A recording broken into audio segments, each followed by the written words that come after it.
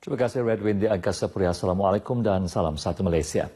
Penduduk di kawasan pedalaman Sarawak, khususnya penghuni rumah panjang, tidak pernah dipinggirkan dalam agenda pembangunan, malah terus diagihkan dengan pelbagai projek bagi memenuhi keperluan semasa mereka.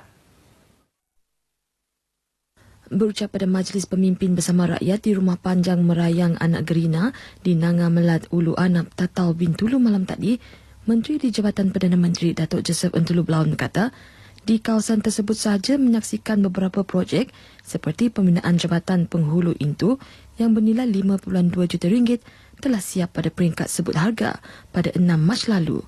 Beliau yang juga merupakan ahli Parlimen Selangor menambah, projek pembinaan Jalan Rumah Ngindang juga telah diluluskan peruntukan berjumlah RM8 juta. Kini masih pada peringkat kajian hak milik tanah di sepanjang laluan jalan tersebut.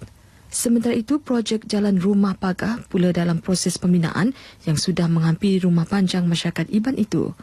Katanya situasi ini berbeza daripada tanggapan umum yang mengatakan projek tersebut tidak akan dijalankan, sedangkan sejumlah peruntukan telah diberikan oleh Kerajaan Persekutuan bagi melaksanakannya.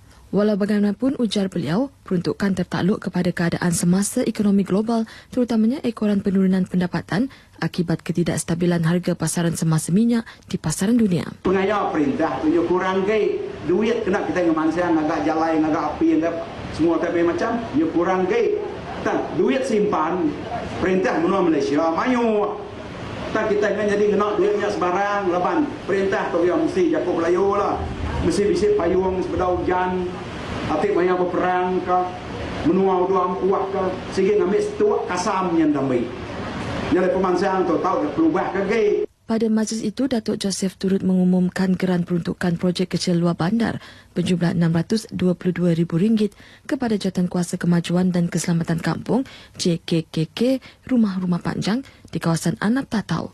Ini termasuk peruntukan berjumlah RM30,000 kepada Rumah Panjang Merayang Anak Gerina yang menjadi lokasi penganjuran program tersebut. Sejumlah 160 buah alat pemadam api juga telah diagihkan kepada rumah-rumah panjang di kawasan tersebut. Parti Pesaka Bumi Putra Bersatu PBB mampu merealisasikan impian rakyat berdasarkan kecemerlangannya. Setiausaha Agung PBB Datuk Seri Dr. Stephen Rundi Utom berkata, ini kerana dalam sejarah politik Sarawak, PBB ternyata terus dominan dan tidak pernah merekodkan sebarang kekalahan dalam mana-mana kerusi yang dipertandingkan ketika pilihan raya. Datuk Seri Dr. Stephen Rundi berkata, malah bagi beliau sendiri yang menjadi wakil rakyat di Dewan Undangan Negeri Dun Kemenang di Bintulu, menyaksikan kerusi Dun tersebut berjaya dipertahan oleh PBB sejak tahun 1991. Rekod tanpa kalah dalam mana-mana pilihan raya menjadi satu bukti nyata betapa PBB salah satu parti komponen Barisan Nasional Negeri dekat pada jiwa rakyat. Berucap pada Majlis Pelancaran PBB Cawangan Serembu di Bawuk malam tadi, beliau mahu penduduk di Serembu terus memberikan sokongan serupa kepada Adun Serembu Miro Simoh. Untuk rekod dalam pilihan raya umum Dun Sarawak tahun lepas, PBB telah memenangi kesemua 40 kerusi yang dipertandingkan. Jumlah ini kemudiannya bertambah kepada 45 kerusi setelah menerima permohonan keahlian daripada 5 wakil rakyat tanpa parti yang bertanding sebagai calon langsung BN dalam pilihan raya umum ke-11. Keseluruhan Dun Sarawak berjumlah 82 kerusi setelah persempadanan semula kawasan pilihan raya Dun Sarawak dengan menyaksikan penambahan sebanyak 11 dun baharu. Bersempena dengan ulang tahun ke-25 Universiti Malaysia Sarawak UNIMAS telah diadakan malam alumni UNIMAS bertempat di bangunan lama Dewan Undangan Negeri Sarawak di Putrajaya, Kuching malam tadi. Berucap pada majlis tersebut, Naib Chancellor UNIMAS Profesor Datuk Dr. Muhammad Kadim Suhaidi memberitahu UNIMAS berhasrat untuk mencontohi universiti-universiti bertaraf tinggi yang mempunyai sokongan kuat daripada alumni-alumninya yang mampu menyumbang balik kepada institusi-institusi mereka. Ini selari dengan misi UNIMAS untuk melahirkan modal insan yang bukan sahaja mampu menyumbang kepada negara, malah turut serta dalam usaha pembangunan serta kebajikan para penuntut UNIMAS dari segi bimbingan dalam pengajian berdasarkan pengalaman alumni. Dalam pada itu, sokongan daripada kerajaan negeri dan pihak swasta turut memberi impak dalam memastikan UNIMAS terus berkembang sebagai universiti awam yang berkualiti. Perasmian malam alumni UNIMAS disempurnakan oleh Yang di-Pertua Negeri Tun Perin Sri Abdul Taib Mahmud selaku Chancellor UNIMAS. Pada majlis itu, UNIMAS berjaya mengumpul dana berjumlah RM321,470 bertujuan sebagai dana kebajikan bagi warga Ninimas melalui pertubuhan. Manakala Tun Prince Sri Abdul Taib turut menyumbang RM100,000 untuk dana tersebut, selain daripada sumbangan berjumlah RM250,000 daripada kerajaan negeri yang diumumkan oleh Timbalan Ketua Menteri Datuk Ahmad Douglas Uga Ambas mewakili Ketua Menteri Datuk Amar Abang Johari Tun Openg.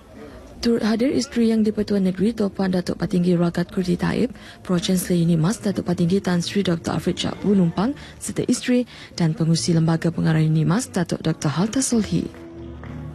Pegawai kaunseling amat diperlukan dalam perkhidmatan awam negeri yang bertindak mengurus isu stres di tempat kerja selain memberi khidmat kaunseling kepada masyarakat. Timbalan Setiausaha Kerajaan Negeri Datuk Dr. Sabariah Putih berkata, dalam dunia yang serba pantas hari ini, hampir tiada organisasi yang bebas daripada tekanan.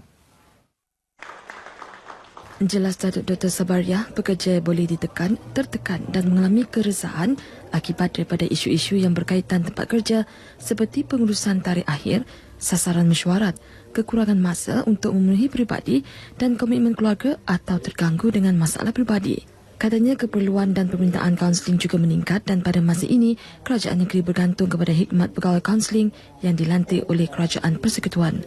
Beliau berkata kerajaan negeri menyedari kepentingan mempunyai tenaga kerja yang lebih bermotivasi dan mampu menangani stres, justru percaya khidmat kaunseling dalam organisasi boleh dijadikan sebagai alat sumber manusia.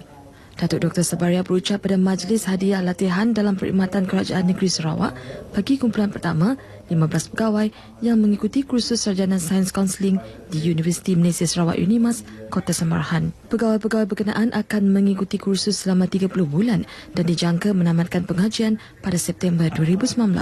Mereka terdiri daripada pegawai daripada Unit Perancang Negeri, Jabatan Kerja Raya, Jabatan Hal Ehwal Islam, Kementerian Pemodenan Pertanian dan Ekonomi Luar Bandar, Kementerian Kebajikan Wanita dan Kesejahteraan Masyarakat, Jabatan Kebajikan Masyarakat, Majlis Bandaraya Kuching Selatan, Pejabat Residen Sarike dan Pejabat Residen Daerah Miri. Ribuan warga kota telah menyertai program Earth Hour 2017 yang berlangsung di Padang Merdeka Kuching malam tadi bermula dari pukul 8.30 hingga 9.30 malam. Program anjuran Dewan Bandaraya Kuching Utara DPKI itu telah dirasmikan oleh Menteri Muda Kebudayaan Awam Dr. Abdul Rahman Junaidi. Sebagai pengisian acara, turut diadakan Earth Hour Glowing Night Ride dan Earth Hour Costume Animation Walk. Program tahunan DPKI itu antara lain bertujuan untuk menyampaikan keprihatinan penduduk dunia mengenai perlunya satu tindakan proaktif dalam menangani isu pemanasan global. Menerusi usaha sebegini, kesedaran awam dapat dipertingkat dan sedikit sebanyak menyumbang ke arah pengurangan dalam amalan yang membawa kepada fenomena pemanasan global demi kesejahteraan bersama pada masa akan datang. Setakat ini dahulu berita dari Sarawak untuk N5 petang ini. Berita seterusnya kembali bersama Redwin di Angkasa Puri.